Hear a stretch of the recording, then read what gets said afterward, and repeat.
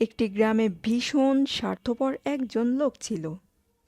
সে অন্যের সম্পদে ভাগ বসানোর জন্য সব সময় সুযোগ খুঁজত, কিন্তু সে তার নিজের সম্পদের এক আনাও কারো সাথে শেয়ার করতে রাজি ছিল না। তার বন্ধুবান্ধব, এমনকি গরিবদের সাথেও না। একদিন ওই স্বার্থপর লোকটি তার ৩০টি স্বর্ণমুদ্রা হারিয়ে ফেলল। তার এক বন্ধু তার এই স্বর্ণমুদ্রা হারানোর কথা শুনল। সে ছিল আবার খুবই দয়ালু একজন মানুষ।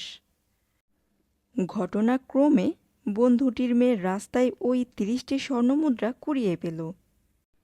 মেয়েটি বাড়িতে ফিরেই সে কথা তার বাবাকে জানালো।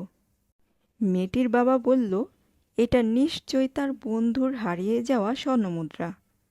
তাই সে লোকটির কাছে গেল তাকে স্বর্ণমুদ্রাগুলো ফিরিয়ে দিতে। কিন্তু যখন তার স্বার্থপর বন্ধুটি শুনল তার মেয়ে ওই স্বর্ণমুদ্রাগুলো কুড়িয়ে পেয়েছে, তখন স্বার্থপর লোকটি বলে উঠল, আমার মোট ৪০টি স্বর্ণমুদ্রা ছিল।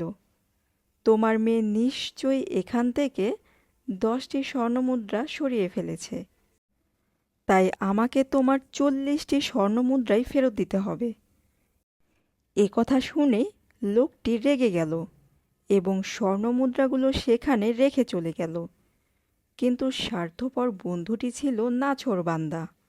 সে বিচার নিয়ে আদালতে গেল।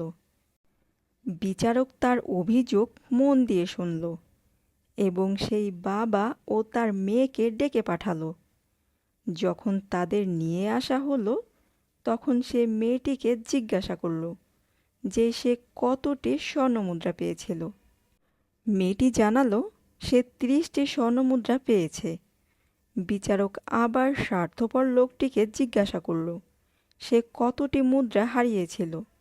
লোকটি জানালো সে মোট 40টি মুদ্রা হারিয়েছে। বিচারক তখন লোকটিকে জানালো মেয়েটি যে স্বর্ণমুদ্রাগুলো কুড়িয়ে পেয়েছে সেগুলো তার নয়, কারণ মেয়েটি পেয়েছে 30টি স্বর্ণমুদ্রা, কিন্তু সে হারিয়েছে 40টি। তাই বিচারক মেয়েটিকে স্বর্ণমুদ্রাগুলো তার সাথে নিয়ে চলে যেতে বলল এবং জানালো কেউ যদি জানায় যে 30টি মুদ্রা হারিয়েছে তবে তাকে আবার ডেকে পাঠাবে। আবার বিচারক লোকটিকে বলে দিল যে কেউ যদি খবর দেয় সে 40টি স্বর্ণমুদ্রা পেয়েছে তবে তাকে ডেকে পাঠানো হবে।